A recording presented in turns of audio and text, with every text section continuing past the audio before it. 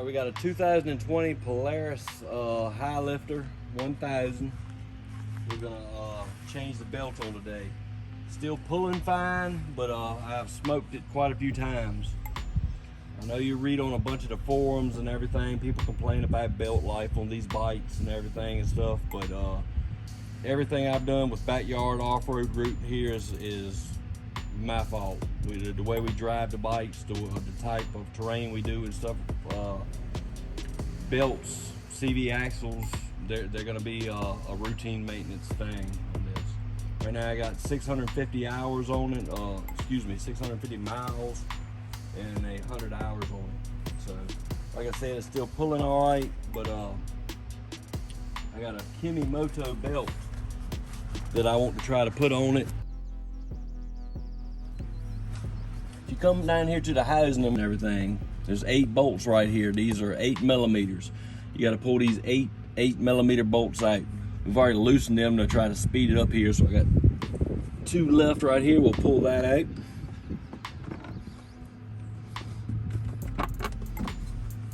Assistant, thank you.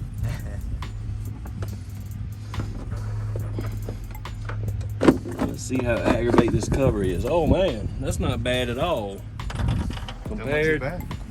Compared to my old, so I'm coming out of a Kawasaki Teryx 800. Awesome machine, had a lot of fun with it and everything, but as far as changing the belt, just getting the cover off right now, so much easier. All right, so this is the stock tool that comes with your RZR kit. It's got a shock adjustment on the end, and it's got the clutch tool for opening up your secondary. This is the Kemimoto tool. You can see it's a lot more robust than what you have with your stock tool.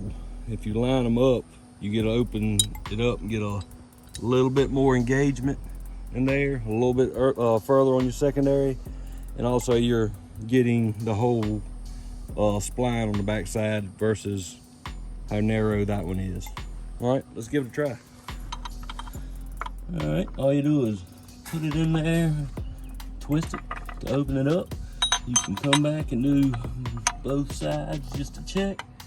All right, that, and you can see how much it opened my secondary up, and my belt just dropped right in there. That was great. Yeah. Easy. Good. All right, we've used our tool. We've loosened our secondary up. Now we got to pull the belt off. So let's just rotate it around.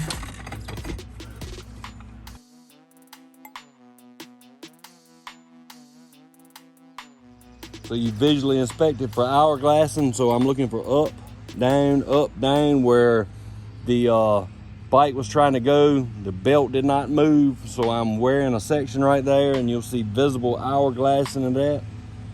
I'm really not seeing a whole lot. Like I said, I know I smoked this belt due to my poor decisions.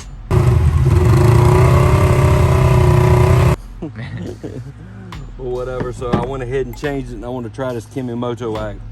So we're going to go ahead and slap this Kemimoto on, and I'm going to save that as a trail spare. I'm going to go ahead and install this belt. It's non-directional. It doesn't have any arrows telling me, hey, I got to put it on this way. So I'm going to install it the same way that the Polaris came off. I'm going to put it numbers out so I can read it.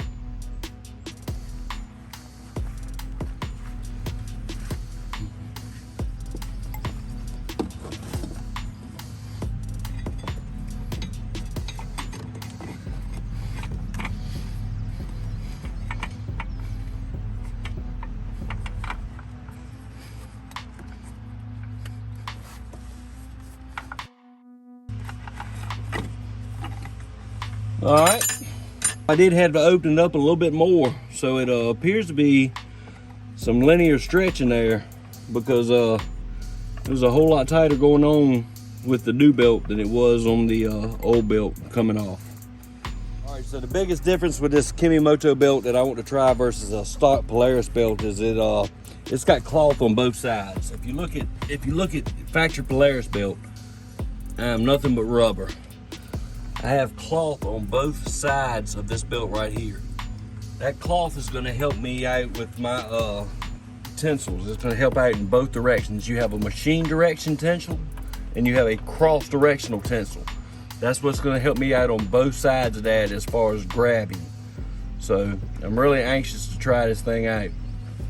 You got the belt on. We're getting ready to put the cover back on in just a minute. So one important thing we want to talk about is the break-in. Look, a lot of you guys out here don't think probably that the break-in is important. It is very important to the belt. We need to run this thing 20 minutes at 25 to 45 mile an hour on flat road, easy on the acceleration, no hill climbing. Then we need to take about a 30-minute break, and we need to go back and repeat that one more time. After that, we can go ahead and start doing what we do. All right, go ahead and put the belt cover back on.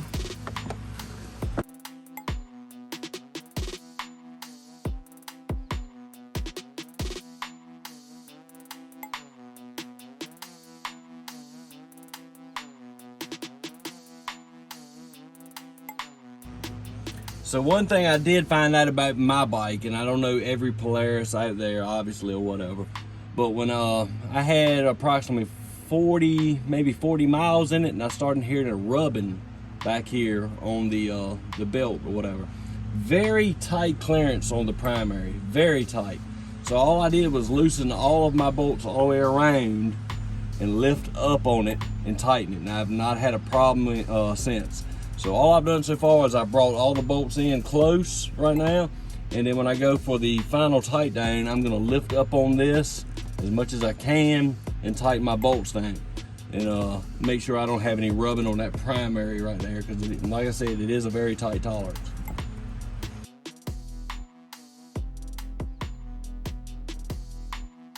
Now let's start it up and see if we hear anything funny.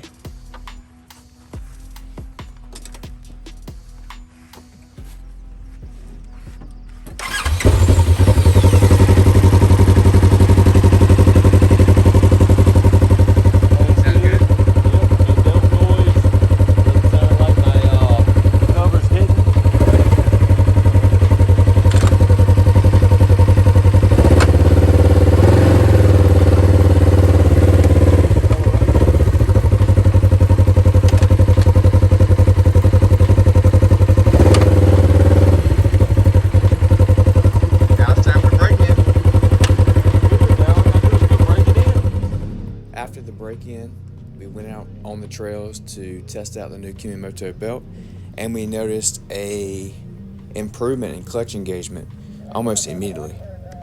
Here's some clips of us on the trails.